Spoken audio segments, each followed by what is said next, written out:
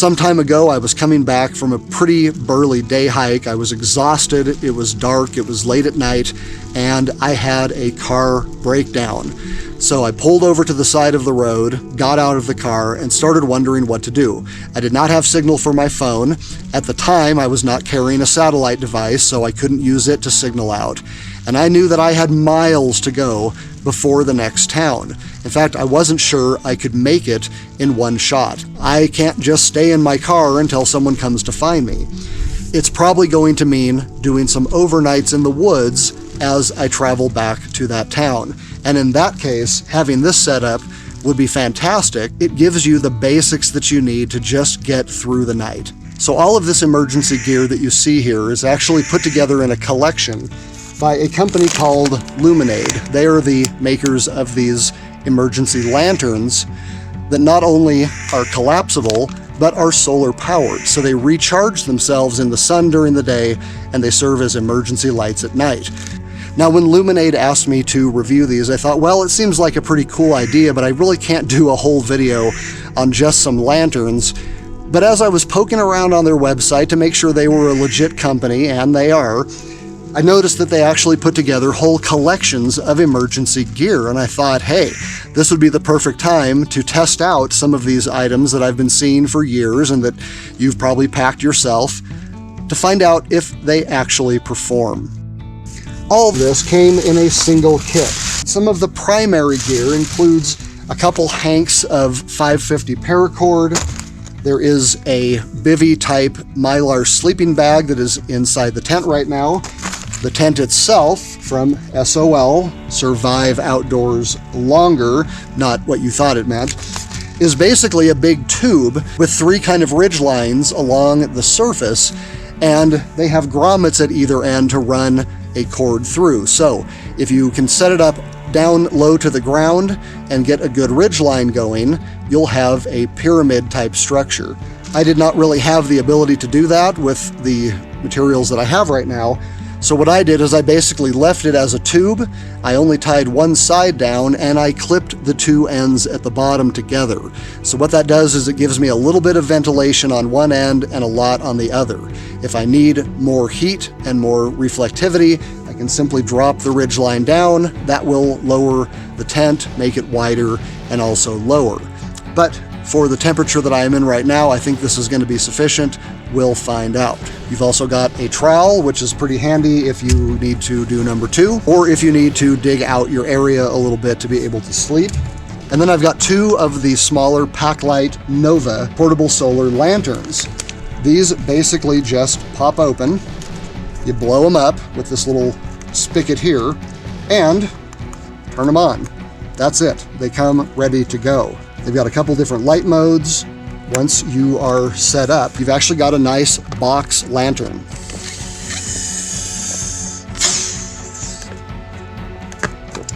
Ta-da! The other nice thing is that it has this solar cell on the front, so if you are using these for multiple nights, you just leave them out in the sun, hang them off your pack in the sun, and they're going to be recharged that night. This particular pack also comes with the Packlight Max, which is a 2-in-1 charger. It can actually charge your devices if you need to. Well, I've had this one on for about an hour now. Let's see what the battery life looks like. These have never been fully charged since they got out of the package. I literally just opened the package and turned them on. So we'll see how that goes. So you get 1 of these, 2 of these, an emergency space blanket to go with the emergency Bivy sleeping bag and or the emergency Bivy tent, plus a dry bag full of emergency gear like a compass, some safety pins, a fire starter, some fire fuel, a small headlamp, and a cable saw. It also comes with a set of bowls, 2 bowls and a kind of colander. They collapse, they're very strong, they're pretty good size. I like them a lot, but they're not the kind of thing that I would probably use unless I was car camping. So I didn't bring those with me. Now, is this everything you could possibly need to survive? No. This is not a bug out bag. This is not a take it into the forest and survive for months bag. If you put all this stuff together, it's close to 6 pounds worth of stuff. So it's not the kind of thing you're going to probably want to throw in a day pack. Although some of these individual items might be a good idea as a backup shelter. What I'm going to do with it is keep it in my car. Now, I do have some suggestions for Luminaid. I think that this collection could be made better, and I will be going through those as I talk about what is here. Now, the only part of this kit that I brought extra is this first aid kit. This is not a complete emergency gear collection, but a first aid kit obviously is something that you should have. You can get these pretty easily. One new piece of gear that I have added to my medical kit recently are these wound closure devices by Senvok. Basically, they're like a really strong Band-Aid with a ratcheting closure, so that if you get a really big gash, you can put this on either side of it and then pull it closed, and the pressure will keep the wound closed so that you can then apply bandages or a wrap to keep you safe until you can get out and get proper medical care. I may have to try one of these later, but I hope not. All right, well, let's see what the water purifier does. Okay, so there's 2 pieces in here. Looks like you've got a pretty decent little pre-filter on there. That's going to keep sticks and debris out, and then I'm sure that the real filter that is much smaller is going to go inside. I don't feel like this opens very easily. And on this end, we have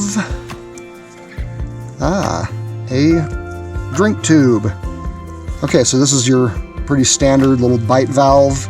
It's got a very nice protective piece on here. The other end of this, though, what is this supposed to do? So I can put this in the water and drink straight out of it. If I had a Nalgene bottle, I could drop this into the Nalgene bottle and drink out of it. It says that there is an included collapsible bottle. I do not believe I got one of those. Yeah, I definitely did not get a collapsible bottle and lid with this. It says that there is a 28 millimeter threaded section on here, but there is not. There is nothing on here that's going to connect this to a 28 millimeter standard bottle. So my only option right now is to put this in water and drink right out of it, which is going to be handy as long as I'm right by a water source and don't plan on leaving.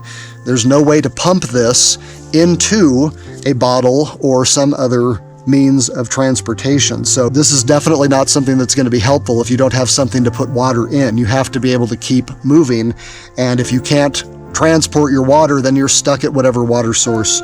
So I really like this dry bag. This is the real deal. SOL makes good stuff. They're a legit company.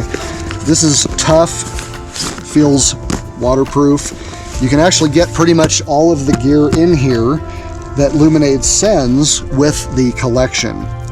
The only thing I don't like about it is that this doesn't have any way to really be wearable. It's not a backpack, it's just a big dry bag. Now, it's not difficult to find a nice lightweight backpack like I have here. I think this whole entire backpack is like 1 ounce, and it just so happens that it fits this perfectly. In fact, there's actually extra room for some of the other things that may not fit that well. Now, personally, I would rather have had this backpack than those bowls. First of all, the bowls are big, they are heavy, and they are bulky. They would not even fit in here with this other stuff. You're saving a pound by leaving those bowls at home, and again, I'm just not entirely sure what they are for. Also included was this pretty heavy-duty material that I am using for a ground sheet. It also has grommets that could be put down, used as a tent, or possibly wrapped around as an emergency blanket. As it gets darker, I'm going to fire up those lanterns, see how they work. And I'm going to climb inside this comfy looking shelter behind me.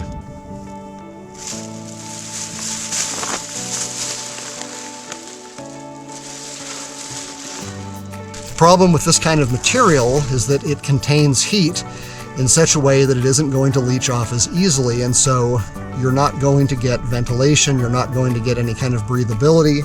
So ironically, these may actually be too warm If you start to sweat and then you want to regulate your temperature with some cold air, you're going to get a lot colder a lot faster if it hits sweaty skin.